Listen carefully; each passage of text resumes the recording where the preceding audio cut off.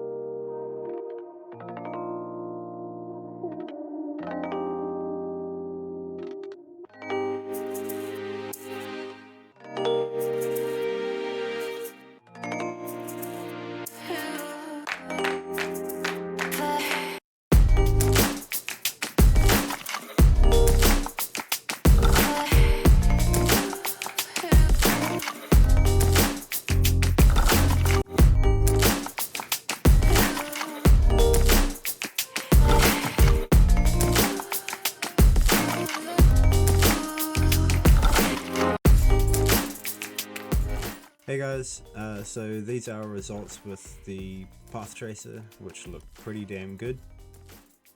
Thanks for watching this Twinmotion tutorial. If you found this video helpful, don't forget to give it a thumbs up and share it with your fellow enthusiasts. Until next time, keep creating stunning visualizations and happy rendering. Remember to like and subscribe, and chuck in the comments what your favorite feature about the new Twinmotion 2024.1 update. So yeah, I'd like to get your feedback on the new features. So yeah, thank you again, and until next time.